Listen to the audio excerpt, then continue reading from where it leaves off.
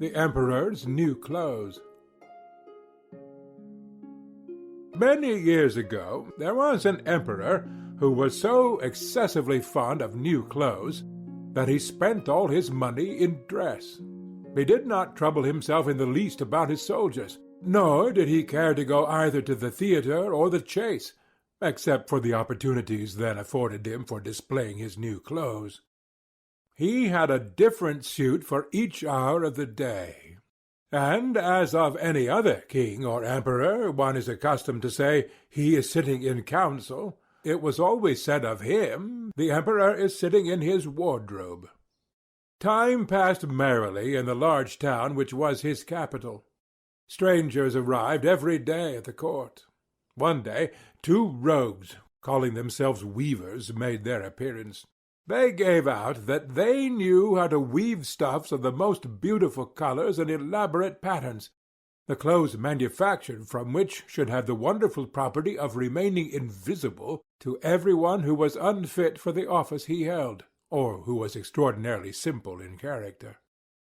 "These must indeed be splendid clothes," thought the emperor. "Had I such a suit, I might at once find out when men in my realms are unfit for their office, and also be able to distinguish the wise from the foolish. This stuff must be woven for me immediately." And he caused large sums of money to be given to both the weavers in order that they might begin their work directly.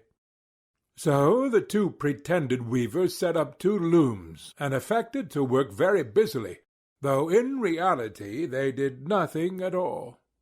They asked for the most delicate silk and the purest gold thread, put both into their knapsacks, and then continued their pretended work at the empty looms until late at night. "I should like to know how the weavers are getting on with my cloth," said the emperor to himself, after some little time had elapsed.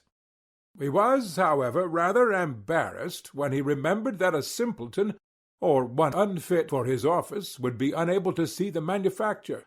To be sure, he thought he had nothing to risk in his own person, but yet he would prefer sending somebody else to bring him intelligence about the weavers and their work before he troubled himself in the affair.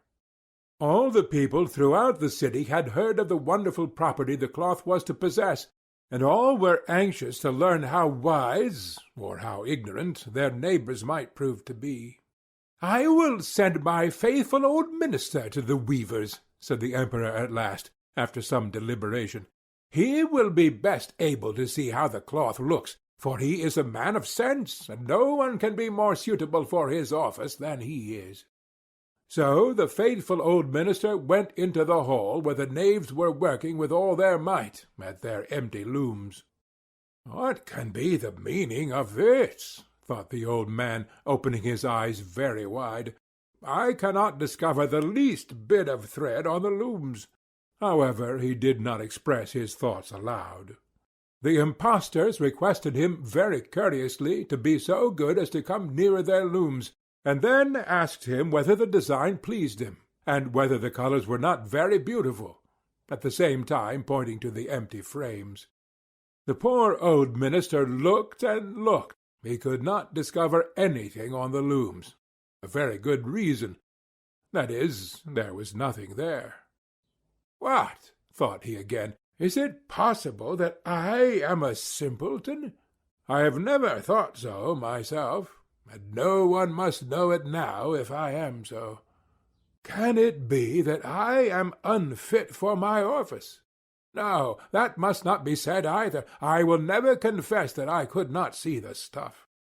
"Well, Sir Minister," said one of the knaves, still pretending to work, "you do not say whether the stuff pleases you." "Oh, it is excellent," replied the old minister, looking at the loom through his spectacles. "This pattern and the colors, yes, I will tell the emperor without delay how very beautiful I think them." "We shall be much obliged to you," said the impostors, and then they named the different colors and described the pattern of the pretended stuff. The old minister listened attentively to their words, in order that he might repeat them to the emperor, and then the knaves asked for more silk and gold, saying that it was necessary to complete what they had begun. However, they put all that was given them into their knapsacks, and continued to work with as much apparent diligence as before at their empty looms. The Emperor now sent another officer of his court to see how the men were getting on, and to ascertain whether the cloth would soon be ready. It was just the same with this gentleman as with the minister. He surveyed the looms on all sides, but could see nothing at all but the empty frames. "Does not the stuff appear as beautiful to you as it did to my lord the minister?" asked the impostors of the Emperor's second ambassador, at the same time making the same gestures as before, and talking of the design and colours which were not there. "I certainly am not stupid," thought the messenger. "It must be that I am not fit for my good, profitable office. That is very odd. However, no one shall know anything about it." And accordingly he praised the stuff he could not see, and declared that he was delighted with both colours and patterns.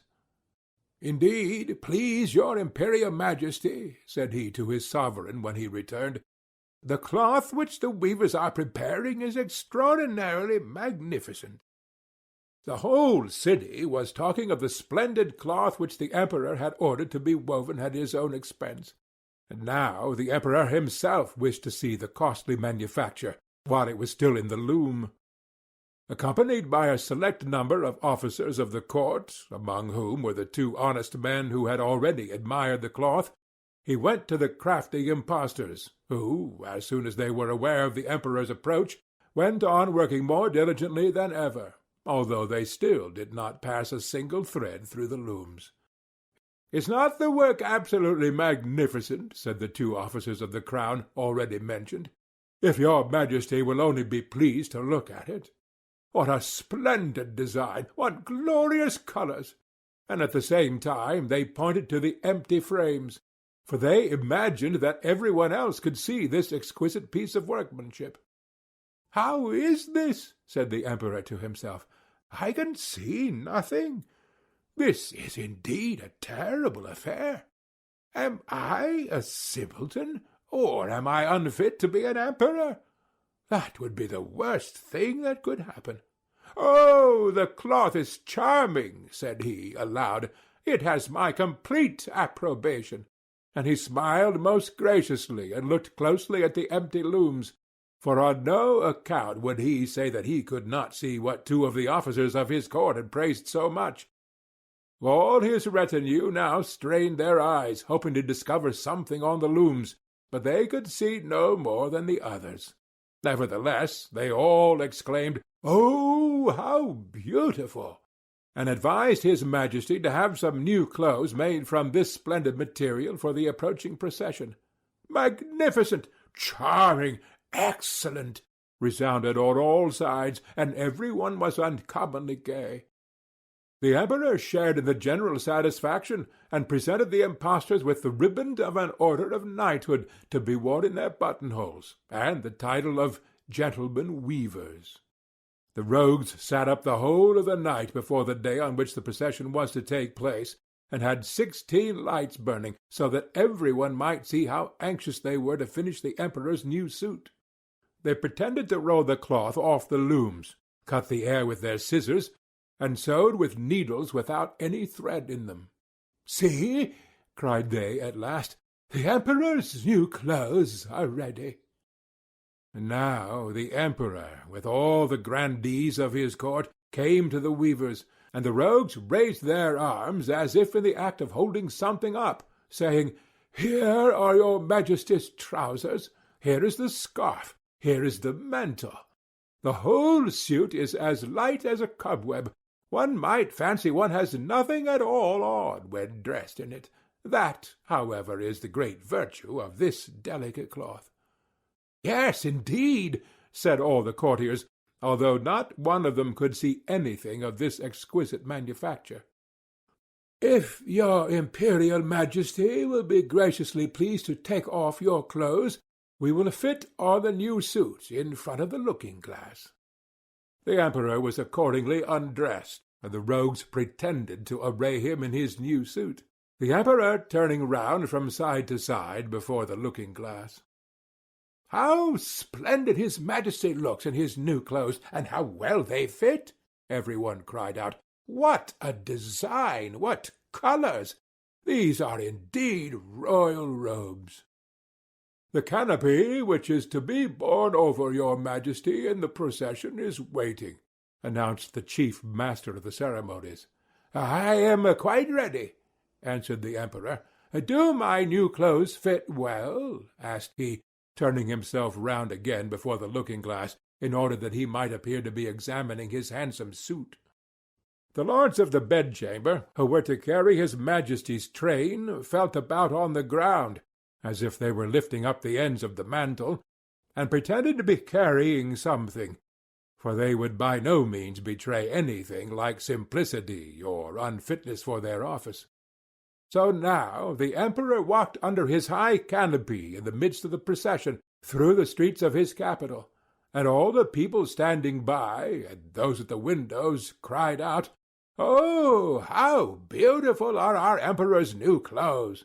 What a magnificent train there is to the mantle, and how gracefully the scarf hangs!"